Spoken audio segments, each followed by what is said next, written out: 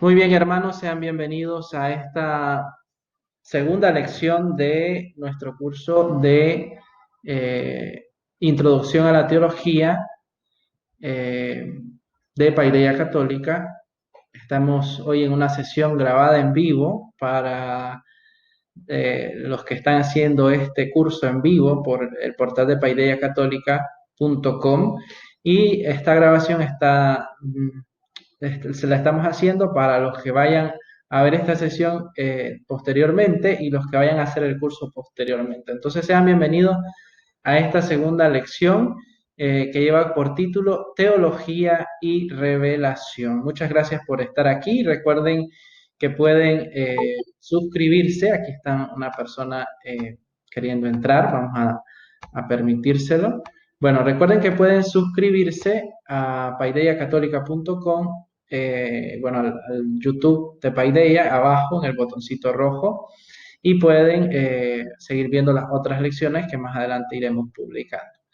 Entonces, vamos a empezar con esta lección. Vamos a ver el contenido de esta lección. Eh, Recuerden que esta lección está tomada en su mayor parte, no quiero hacerme autor o tomarme la autoría de la lección de este libro de Introducción a la Teología de don José Morales y José Manuel Fidalgo de la editorial EUNSA, que pueden ustedes conseguir por Amazon. Amazon llega en libros a la a la mayor parte del mundo, entonces perfectamente ustedes pueden tenerlo. Muy bien, entonces vamos a ver el contenido de esta lección. En primer lugar, vamos a ver la teología como ciencia de Dios, el cuestionamiento moderno del concepto de Dios, la secularización y el olvido de Dios, la inaccesibilidad de Dios, la centralidad del misterio de Dios para la teología, extensión del objeto de la teología y al final vamos a hablar acerca del trabajo para esta semana. Vamos ya de una vez a empezar hablando acerca de la teología como la ciencia de Dios. Esto es fundamental de entenderlo. Recuerden que estamos haciendo una introducción al estudio de la teología. Esto no es un curso de teología, es un curso de introducción al estudio de la teología que nos va a dar pautas para luego poder recibir cualquier curso de teología. Y es importante que manejemos algunos conceptos. Y el primero es esto. Que la teología considera a Dios bajo la razón de deidad, sub ratione deitatis. Esto lo explican sobre todo Santo Tomás de Aquino. Y hay algo fundamental que debemos entender, por eso les pido puntualidad, porque vean, no puedo estar permitiendo, pero bueno, hay algo que es importante entender en el estudio de la teología católica sobre todo. Y es que la teología trata de Dios en cuanto Dios, el Dios vivo de la revelación, el Dios de Abraham, de Isaac, de Jacob, el Dios trino que se revela en Jesucristo, es el Dios que se abaja, el Dios que se muestra, el Dios que se revela. No es el Dios al que el ser humano alcanza en cuanto causa de los seres creados y habla y se habla por tanto de él, según de lo que se refleja en su ser en las criaturas. De esto no habla la teología católica, de esto habla la teología natural o la teodicea. La teología católica habla en razón de que Dios se revela, de que Dios se muestra, de que Dios se da a conocer y es un Dios vivo, es una persona que tiene una comunicación con el hombre, no es un motor inmóvil o la causa del ser, la causa de los seres, eh, no, es el Dios vivo, el Dios que habla, el Dios que se comunica, el Dios que se revela. Muy importante tenerlo en cuenta. La teología indaga el misterio de Dios y esto tenemos que entenderlo muy bien. Misterio. Esa palabra es fundamental. La teología estudia el ser de Dios en la medida en que puede alcanzarlo, pero no olvida que Dios es un profundo misterio. Dios se da a conocer, Dios se revela, Dios se muestra, pero al mostrarse también se muestra como un misterio. Es como un sí, pero a la vez no, pero se muestra, se revela, pero nuestra mente es tan pequeña, tan limitada, que nosotros, a ver, no logramos a comprender completamente todo lo que Dios revela. Y el punto de vista teológico siempre es Dios, siempre es Dios. Nuestra visión, nuestro estudio, nuestro objeto es siempre Dios. Y entonces considera todo su estudio, incluso el de las criaturas, como los seres humanos, hay una antropología teológica desde Dios y su revelación, lo que Dios ha dicho acerca del hombre, acerca del mundo. Siempre el estudio o en la teología uno estudia desde Dios como principio y fin. Y un aspecto central en este estudio del misterio de Dios es el misterio de la Santísima Trinidad. Pues con la revelación de Jesucristo, Él ha decidido mostrar su vida íntima. Entonces es importante que nosotros prestemos atención a que el gran misterio, el misterio central de la revelación es que el Padre ama al Hijo y el Hijo ama al Padre en el Espíritu Santo, ambos se aman en el Espíritu Santo y han decidido mostrar ese amor a la humanidad y a toda la creación. El punto de vista siempre es Dios. Pensemos que la teología estudia todo lo que estudia desde Dios. Todo se capta y se estudia a la luz de la revelación. El Dios que se revela, el Dios que se muestra, el Dios que decide comunicarse. Todo lo que de un modo u otro se considera a la luz de la verdad revelada tiene que ver con la teología.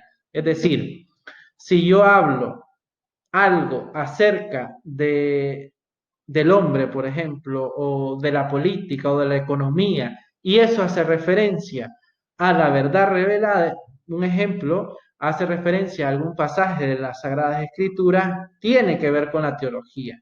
Y se hace buena o mala teología, y se hace un buen o mal análisis, dependiendo si eso está en consonancia con todo el misterio revelado o si esa parte de la escritura se ha malinterpretado, como sucede en muchas ocasiones.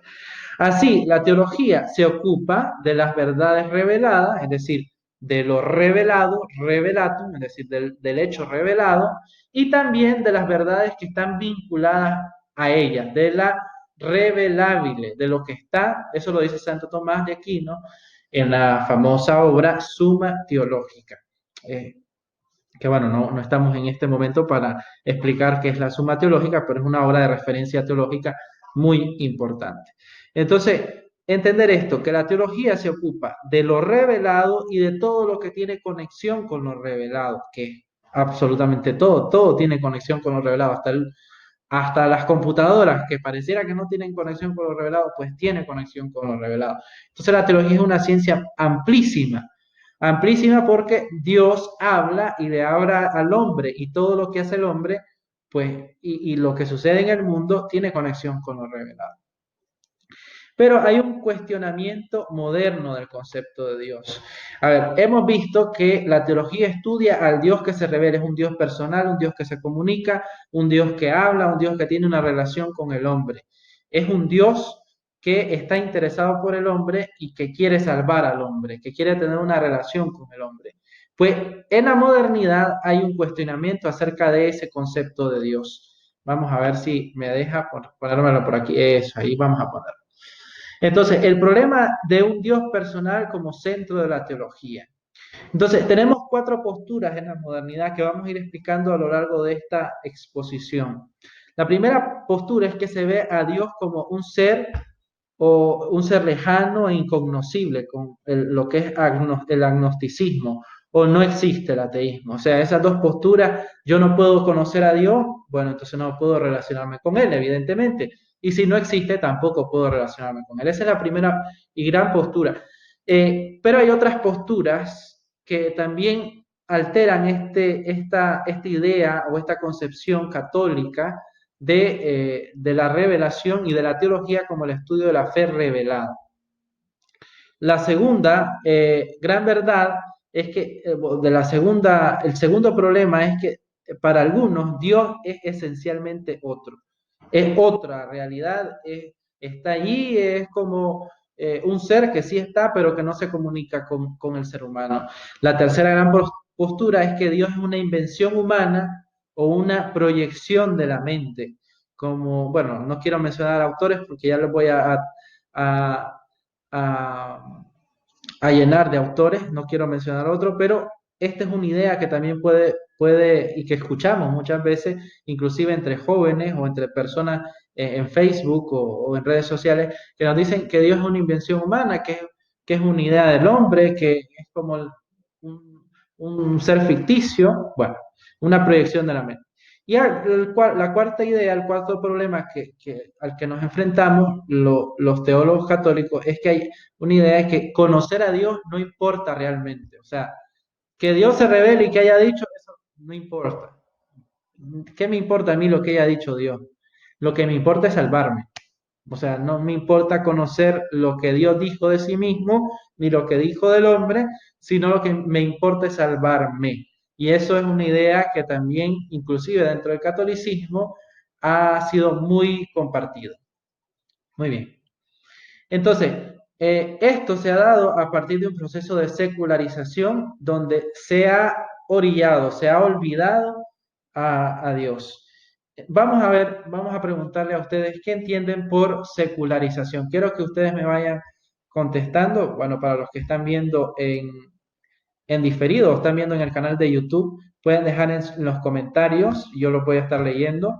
¿Qué entienden ustedes por secularización? Vamos a escuchar a los hermanos a ver qué me pueden decir en los comentarios. Algo que no tiene importancia en mi vida. Ok, secularización. Secundario. Bueno, pueden buscar la definición, de hecho, en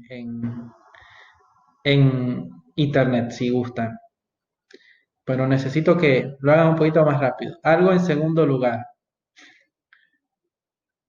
más o menos. La desaparición de algo en cuestión.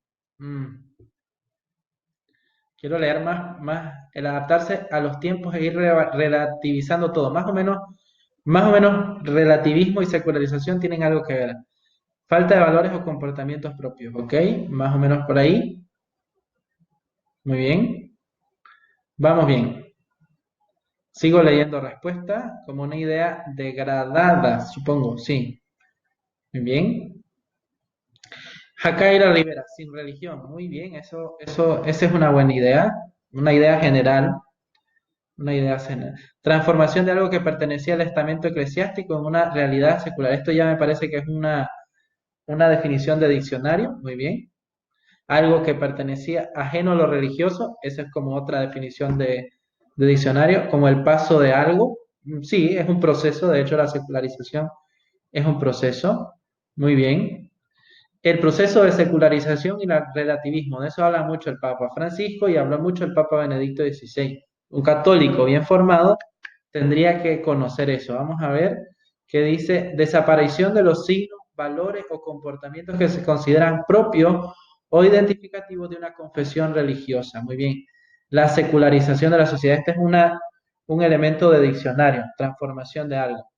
Pero este concepto que nos está dando Sandrita nos sirve mucho. Desaparición de los signos, valores o comportamientos que se consideran propios o identificativos de una confesión religiosa. Bueno, entonces estamos hablando, muchas gracias a todos los que participaron. Recuerdo que hago esto para ayudarles a ustedes a participar y que no se vuelva solo un monólogo, la secularización y el olvido de Dios. Es decir, ese proceso donde se ha descristianizado la sociedad y se ha olvidado la concepción cristiana de Dios. Eso es la secularización. Se ha vuelto algo secular. Secular viene o se ha vuelto mundano, en palabras que nosotros entendamos. Se ha mundanizado, algo así, pero podríamos hablar de este proceso de secularización en otro momento. Entonces, se ha pasado del Dios personal a la idea de Dios. Vean, esto es interesante porque, a ver, Dios se ha revelado, se ha mostrado y los primeros cristianos creían en un Dios personal.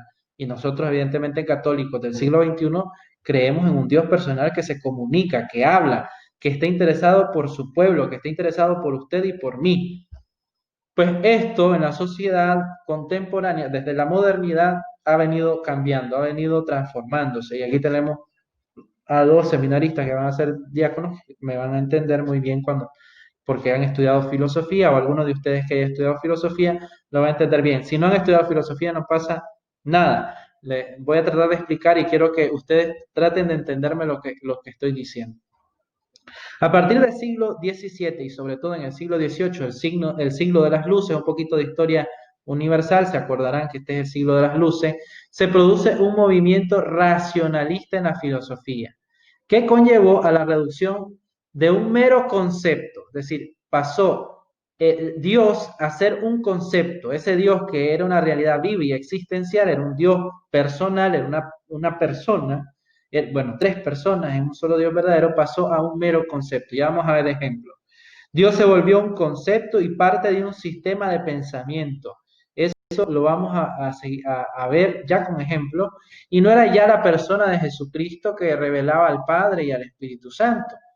Ya Jesucristo no importaba y el hecho mismo del Dios como Padre, por ejemplo, ya no, sino Dios como parte de un sistema de pensamiento. Y ahí, a partir de ahí, se inició un proceso de secularización que consistió en una paulatina reducción de Dios a una categoría filosófica. Se trataba a Dios más como parte de un sistema filosófico y como una idea abstracta, como un ser abstracto, y ya vamos a ver unos ejemplos. Aquí tenemos los ejemplos. El primero es Descartes. Descartes, el gran filósofo que inició la era moderna. Para él, Dios era la causa última del orden físico del mundo. Imagínense, que es ese Dios personal que se revela en Jesucristo. Ahí no hay nada. Aquí tenemos a Spinoza, Baruch Spinoza, un panteísta que identificaba a Dios como una única sustancia y compara a Dios con la naturaleza. Dios es la naturaleza. Bueno, esa idea de Dios personal desaparece ahí también. Kant, Immanuel Kant, el filósofo, el gran filósofo, ya vamos a hablar más de él, eh, el gran filósofo del siglo de las luces, eh, para él Dios es una idea, punto. Dios es una idea. Y es a partir de Kant y de Hegel, que es el siguiente, que hay una transformación del pensamiento y se producen los grandes ateísmos del siglo XIX y XX. Por ejemplo, para Hegel, este es Kant, este es Spinoza, este es Descartes. Bueno, para Hegel, Dios eran feos todos. Dios se hace en la historia en un movimiento dialéctico. O sea, imagínense, lo importante aquí no es tanto qué pensaban ellos, sino que no encontramos esa idea de que Dios es un Dios personal, sino es parte de un sistema filosófico. Y para Nietzsche, seguramente lo han escuchado, Nietzsche o Friedrich Nietzsche, el hombre, ahora aquí pasa que el hombre es Dios. En definitiva, lo del superhombre, la idea del superhombre, el que Dios ha muerto y todo eso, para Nietzsche el hombre es Dios. Punto. Así lo trato de explicar. Esto, el libro lo explica de otra manera, yo lo reduje así, tratando de pensar que ustedes no, a ver, tratando de explicarlo lo más sencillamente posible. No sé si se me entendió, quiero saber si entendieron esta parte, por favor. A ver, en los comentarios, vamos a ver. ¿Entendieron esta parte o la idea que quiero mostrarles? Sí, ok, muy bien. Ya, con eso basta. Entonces, vamos a hablar acerca de la inaccesibilidad de Dios. Y quiero saber si ustedes conocen a este señor que está aquí. A ver, ¿alguien tiene idea de quién es este señor que está aquí? Lutero, muy bien. Muchas gracias, Jordan. Lutero, vamos a hablar de Lutero y de una cosita que los luteranos eh, tienen problemas, ¿eh? Y vamos a hablar acerca de esto. Y es que la concepción católica de la revelación difiere bastante y de la teología difiere bastante de la teología luterana, que es muy buena, o sea, no estoy diciendo que sean los malos. Para mí los luteranos son personas muy buenas, claro, que tienen errores, evidentemente, por eso somos católicos nosotros, pero son muy buenos, no estoy hablando mal de ellos, pero hay una contradicción o su idea de la revelación es muy distinta a la nuestra. Para Lutero, por ejemplo, él decía que Dios ha decidido ser el incognoscible e incomprensible al margen de Jesucristo. O sea, solo Jesucristo muestra quién es Dios. Pero Dios Padre es el incognoscible, el incomprensible. O sea, yo no tengo acceso a ese misterio. Lutero es más pragmático, le interesa el Dios revelado y sobre todo el Dios que salva en Jesucristo por su pura gracia. O sea, yo no tengo nada que hacer, Dios me salva, acepto a Jesucristo, levante la mano y diga acepto a Jesucristo. De ahí viene esa idea. De ahí viene esa idea. Y solo eso va a necesitar, para eso es lo que va a necesitar, ser salvado.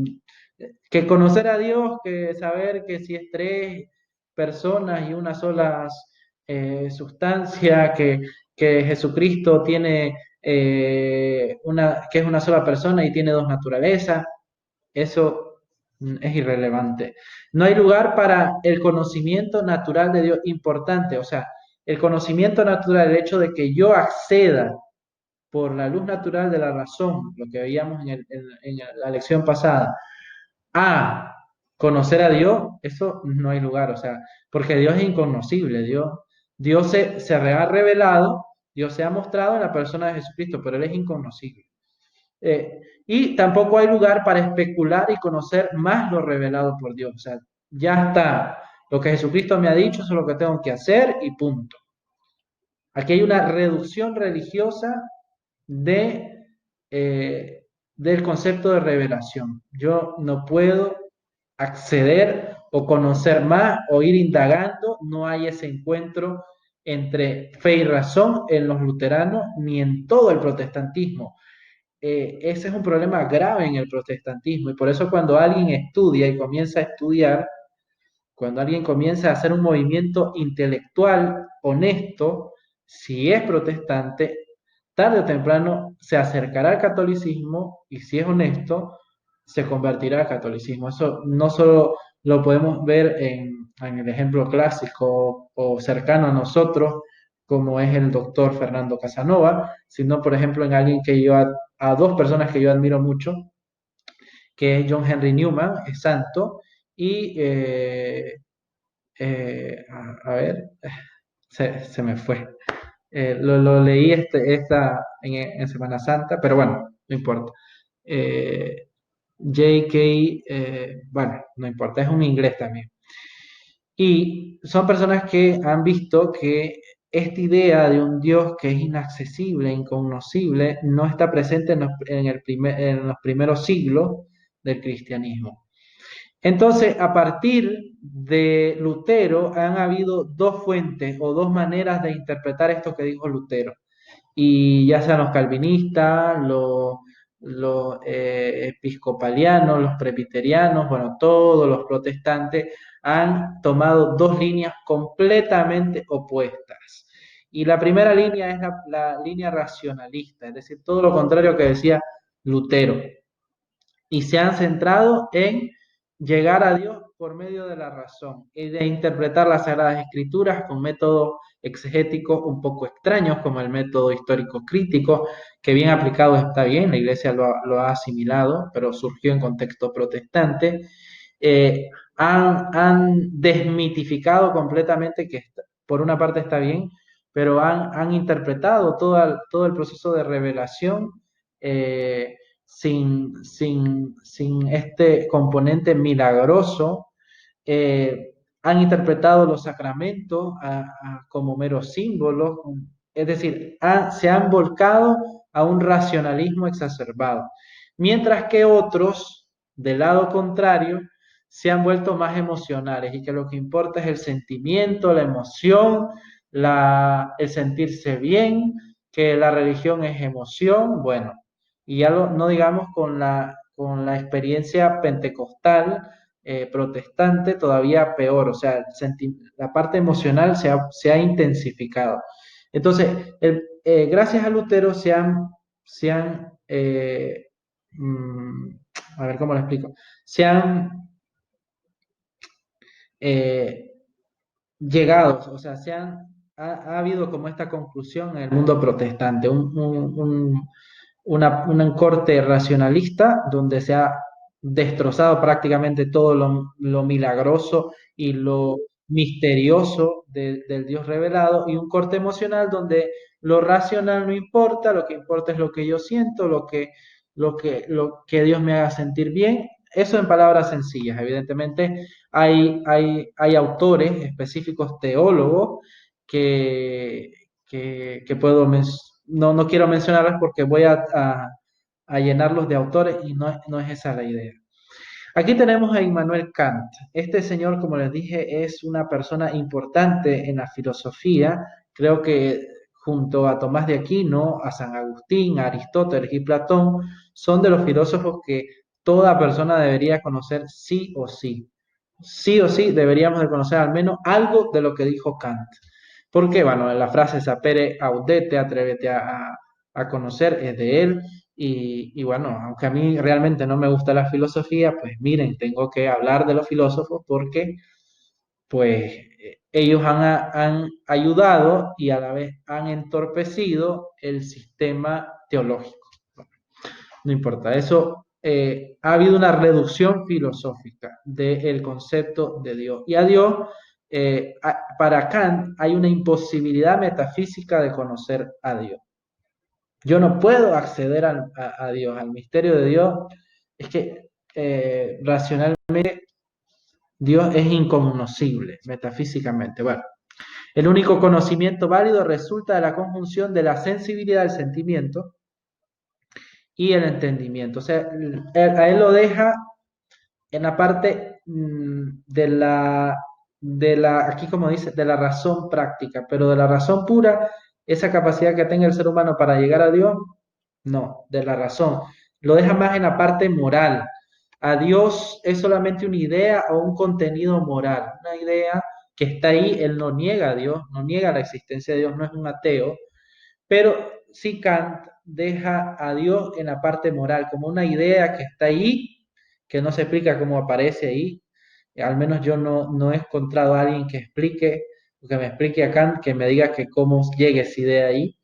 Eh, y Dios no puede ser racionalmente razonable. O sea, a Dios yo no puedo llegar. Él contradice las vías de Santo Tomás de Aquino, y el argumento ontológico de San Anselmo le parece una chorrada, una babosada, una locura. Realmente es muy llamativo el argumento teológico de San Anselmo. No quiero decir que es eso, pero sí es bastante llamativo, pero hay que entenderlo en su contexto. Bueno, para los que sepan qué es, si no pueden buscarlo, investigarlo, es muy bueno.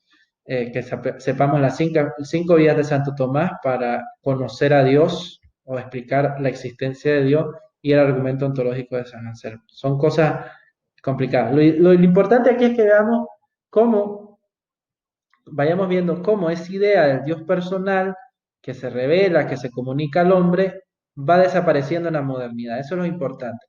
Inclusive con teólogos protestantes eh, y con teólogos católicos. Esto es muy importante. Hay una reducción antropológica. Hemos visto una reducción religiosa con Lutero, que dice que es imposible conocer a Dios. Eh, Hemos visto una reducción filosófica, y vamos a ver ahora una reducción antropológica. Con estos dos teólogos, el primero es Rudolf Bultmann, es un teólogo luterano, perdón, es un teólogo luterano e inclusive un teólogo católico, Karl Rahner. Este señor que está aquí es Karl Rahner y este que está aquí es Rudolf Bultmann. Pues bien, estos dos señores, cada uno por su lado, proponen algo muy parecido, y es que ellos dicen que a Dios se le conoce a partir de cómo es el ser humano.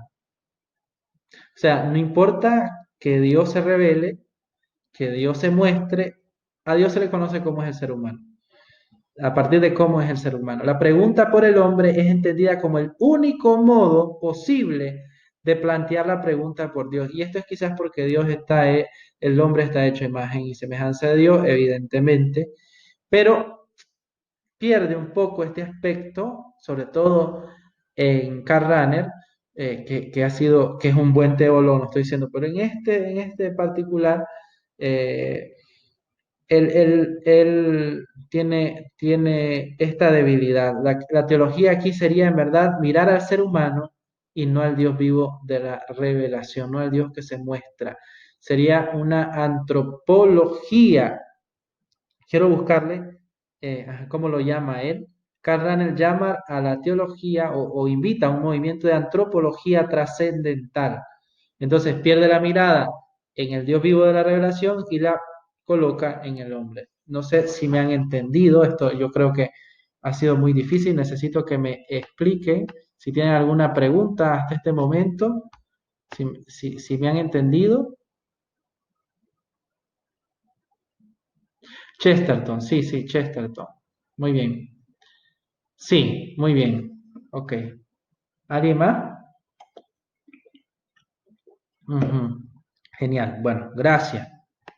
La idea no es tanto que manejen a todos estos teólogos porque evidentemente pues hace falta tiempo y la idea es que vayan viendo cómo se ha ido cambiando en la modernidad, inclusive en la etapa contemporánea, esta idea de un Dios personal a un concepto o se ha reducido a una experiencia religiosa o a una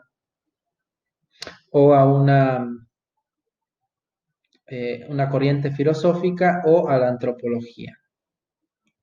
Entonces, vamos a hablar de la centralidad del misterio de Dios para la teología católica, evidentemente, para la teología católica.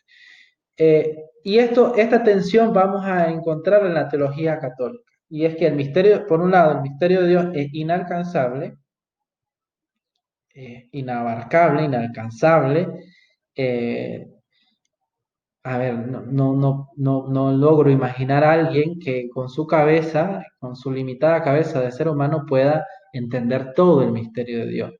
Pero la teología no renuncia a conocer a Dios, y eso lo vamos a explicar.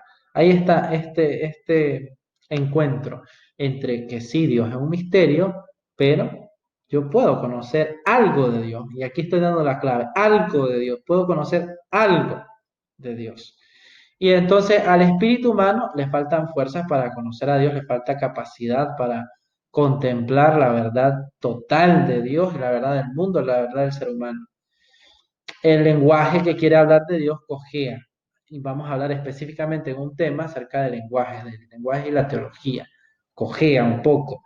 Hay cosas que no podemos explicar. Por ejemplo, esto de que Cristo es una persona pero tiene dos naturalezas. Hablamos de hipóstasis y eh, hablamos de... A ver, ¿quién quiere entrar?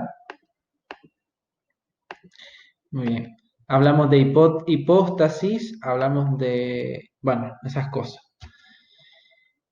Una sola hipóstasis, dos usías, y bueno, entonces esas expresiones, todas raras, que habla de la teología católica, Cristo es una persona, pero dos naturalezas, ¿qué es naturaleza? ¿Qué es persona? ¿Qué son esas cosas? Dios es tres y uno, por ejemplo, todo eso, si vamos a hacer algún día el curso de Cristología o el curso de Dios Trino y Uno, vamos a ir viendo esas cosas. Entonces, pues ahí el lenguaje cojea. Dios, evidentemente, como ya lo he dicho, está más allá de nuestro conocimiento. No, a Dios no lo podemos alcanzar por, eh, por nuestras propias fuerzas y tampoco lo podemos abarcar. Si lo lográramos abarcar, dejaríamos de ser humanos y Él dejaría de ser Dios. Nosotros no nos deificaríamos, pero eso va a pasar cuando miremos un curso de escatología, que es la ciencia teológica que estudia lo que está más allá. Eso va a pasar el día en que lo veamos cara a cara y ese va a ser el gran encuentro entre ustedes que son teólogos y el Señor. Bueno, Pero este profundo convencimiento del misterio de Dios no renuncia a conocer a Dios. Esto es muy importante que lo entendamos. Sí, Dios es un misterio, pero a pesar de que nosotros concebimos de que Dios es un misterio, si alguien puede apagar el micrófono, por favor. Gracias. A pesar de que nosotros sabemos que Dios es un misterio, no se renuncia a conocer a Dios. Y aunque no podamos conocer totalmente a Dios, realmente podemos alcanzar conocimientos verdaderos de Él. Y eso es la clave. No podemos conocer, vamos a ver quién tiene el micrófono encendido.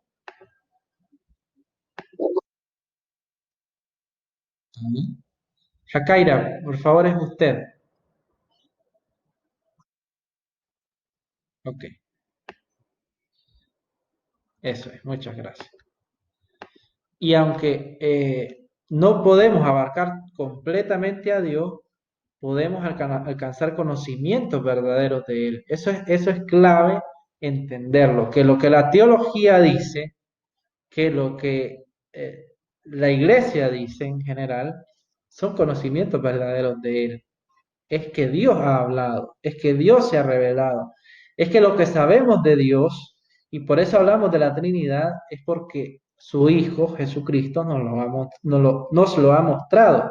Y por eso es verdad, porque nosotros le creemos a Dios, que quizás no lo entendemos muy bien, que a ver, que no lo podemos explicar muy bien porque Dios es un misterio, pues sí, porque nos hace falta palabra y porque nuestras palabras son limitadas, sí, pero es verdad. Y eso es lo que estudia la teología y por eso es muy apasionante. Hay una tensión y esa tensión siempre está presente entre el Dios que revela su nombre, pero ese nombre no lo abarca, entre el Dios que está presente y a la vez no está, el Dios que se da a conocer, pero a la vez sigue siendo un misterio. Eso es. Es el que habla y a la vez calla, el que se muestra y a la vez se esconde. Así es Dios, así actúa Dios. Eso es lo que ha revelado. Es un Padre que ama y que quiere dejarnos a nosotros, quiere amarnos a nosotros, protegernos, pero a la vez nos deja libre. Cuando entendemos eso, entonces vamos tratando de avanzar un poco más, inclusive hasta en la vida espiritual. Entonces, la extensión del objeto de la teología. A ver, la teología ya vimos que estudia la verdad revelada, lo que Dios ha dicho de sí y del hombre y del misterio de su voluntad, como seguramente han leído en Dei Verbo. Entonces, pero la teología, aunque tiene su objeto en Dios, o sea, estudia a Dios y lo que Dios ha dicho es en cuanto que Dios se ha revelado, también la teología puede estudiar otras cosas a la luz, sí, esa es la clave, a la luz de lo que Dios ha dicho, en clave de revelación. El saber sobre Dios ilumina el saber sobre el hombre, pues la entera realidad del hombre y del mundo puede y debe ser objeto de investigación teológica, en cuanto referida a Dios y a sus designios. Pues este conocimiento que Dios da en la revelación tiene una repercusión salvífica en el hombre que lo conoce y lo confiesa. Así que toda la teología, o sea, perdón, la teología puede estudiar todo. Por eso hay antropología teológica y moral social, moral económica, moral política, todo iluminado desde la revelación. Dios se revela no solo para hacernos saber más de Él, evidentemente. ¿Para qué me sirve saber más de Dios si yo no me voy a salvar? Sí, se revela, evidentemente, y nosotros podemos conocer más de Dios, pero se revela para salvarnos. ¿Qué era lo que hacía Lutero? Bueno, Lutero solo decía, bueno, es que a mí no me importa lo que Dios se revele, me importa que me salve. Que se reveló en Jesucristo, sí, bueno, pero me importa salvarme. Pues no, a nosotros nos importan las dos cosas. Nos importa salvarnos, evidentemente, pero nos importa conocer más de Dios, para anunciarlo, para explicarlo, para darlo a conocer. Cualquier tema puede ser tratado teológicamente, cualquiera, el que sea, ya les digo, las computadoras, un alfiler puede ser tratado teológicamente, evidentemente desde distintas disciplinas.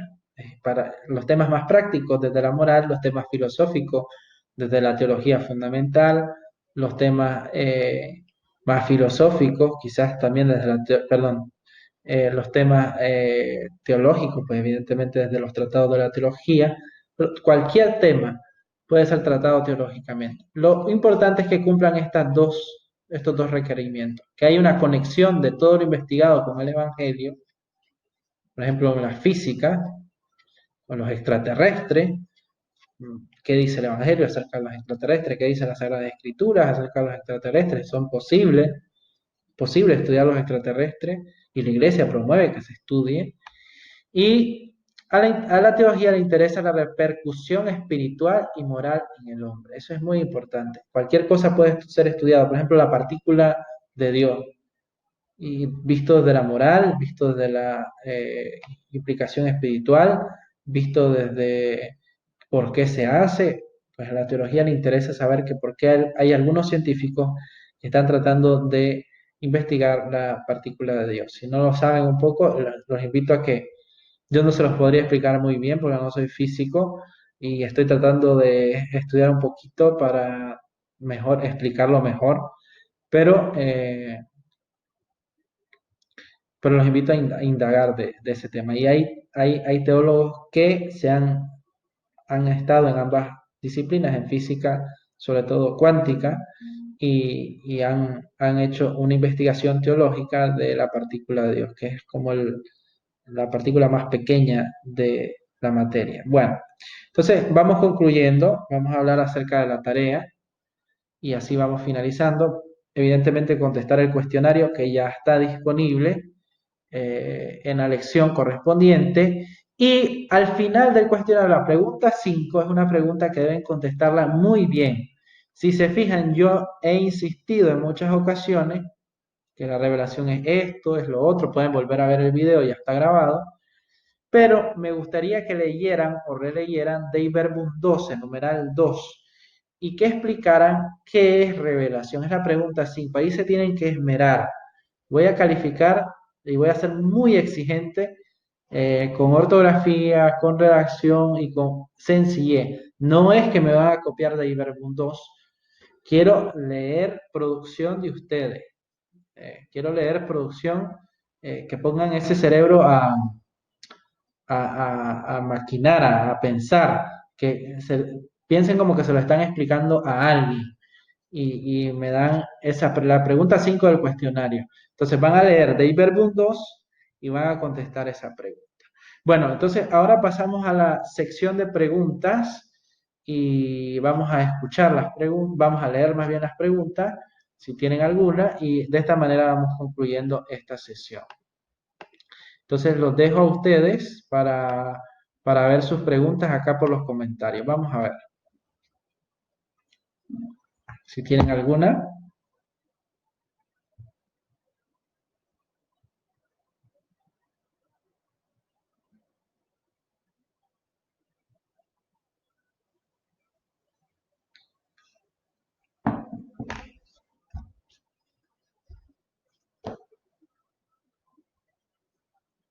Hmm. Si no tienen preguntas, pues también me pueden decir, no hay preguntas, lo expliqué súper bien, pero me gustaría pues alguna reacción al menos. ¿No tienen duda? ¿Todo quedó claro? Es importante, si no entienden algo, aprovechar este momento. Ujú.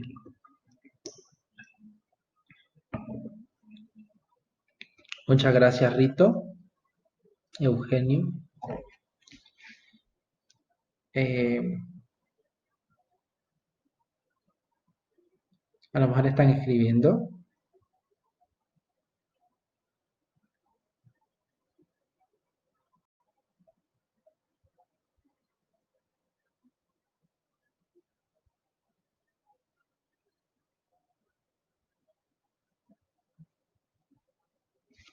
Creo que hay preguntas. Vamos a ver. Orlando Jarquín. Esto que mencionaba sobre el punto de vista de Lutero, ¿tiene que ver esto que creen los hermanitos separados que sin ningún esfuerzo se van a salvar? Sí. la- el pensamiento de Lutero es un pensamiento muy estructurado, de hecho. Y sí tiene que ver con eso, con que la sola fe basta, de los 5 artículos. De hecho, un día podríamos hacer una masterclass, evidentemente la tengo que preparar, sobre Lutero. Y yo estudio a Lutero, porque es interesante ver la postura contraria, o una postura no tan contraria, sino que tenga algún elemento que no, que no, que no se relacione o que contradiga lo que dice la iglesia. Pero sí, evidentemente tiene que ver, que sin ningún esfuerzo se van a salvar. No es importante conocer a Dios, no es importante, eh, a ver, no es importante lo que Dios ha dicho, no es tan importante, lo importante es que yo acepte a Jesucristo y ya, es una fe sin obra. Lo que importa es la gracia, sola gracia. Mis obras, pues no. Muy interesante el tema de Dios, muy bien. Bueno, Cori, no se preocupe, queda grabado. Volviendo a la seculación, quiere decir que es sumamente importante formarnos todos en la iglesia. Así es, eso es. Eh, bueno, ok, Elizabeth, está bien, muy bien, muy bien. Excelente. Entonces recuerden que está la lección disponible, va a estar disponible en YouTube y va a estar, ya está el cuestionario en la lección. Entonces ustedes pueden volver a ver la lección, pueden volver a ver, pueden leer la lección que está en la página de Paideia, y cualquier pregunta pues pueden hacérmela. Si es pregunta de las lecciones. Voy a dejar de grabar y nos quedamos un momento. A ver, Orlando tiene otra pregunta. Algo que tiene que ver con la secularización es, por ejemplo, lo que hacen algunas personas de usar símbolos religiosos como mero amuleto, por así decirlo, sin conocimiento de lo que significa. Sí, el valor de lo sagrado. Bueno, los luteranos se fijan solo en Jesucristo y dejan de lado a Dios Padre y al Espíritu Santo. No. Sí hay una fijación cristológica por parte de Lutero, pero sí son trinitarios. Sí, ellos creen en la acción del Espíritu Santo, y de hecho hasta hay una rama luterana que son marianos, veneran a la Virgen María. Entonces no hay que condenarlos tanto. De hecho, los luteranos y los católicos están muy cerca. Creo que con ellos y con los anglicanos, con los que más cerca hay una relación muy buena de todo el mundo protestante. Y hay sobre la justificación, hay una declaración conjunta, es el tema de la justificación, es decir, cómo llego a salvarme, si solo por la gracia o por la gracia y la obra. eh, Hay una declaración conjunta y es muy importante entenderla. Quizás, como les digo, al final del curso podemos hacer una masterclass, o sea, una clase magistral sobre Lutero. A veces nos muestran, sí, pero un buen luterano no es tan malo. O sea, a ver, es más malo el pastorcito ese de fundamentalista de ahí de Pueblo Nuevo, como Harbin. Esos sí son terribles. A ver, que no estoy diciendo que los vayan a quemar, pero, eh, pero son terribles. Bueno, sí, bueno, los luteranos como tal, no, los anglicanos sí, un poco más todavía. Y en la rama de los anglicanos hay una facción de los anglicanos que se llama High Church, o la Iglesia Alta, que son todavía los más cercanos. Ahí perteneció, y al movimiento de Oxford perteneció John Henry Newman y Chesterton también. No sé. Bueno, ya no estemos criticando a nadie, ese no es el sentido. Vamos a dejar de grabar. Los ortodoxos no, los ortodoxos son hermanos nuestros. Solo hay un problema con la con el primado de Pedro. Ellos no reconocen al Papa como primus inter pares, como el primero entre pares.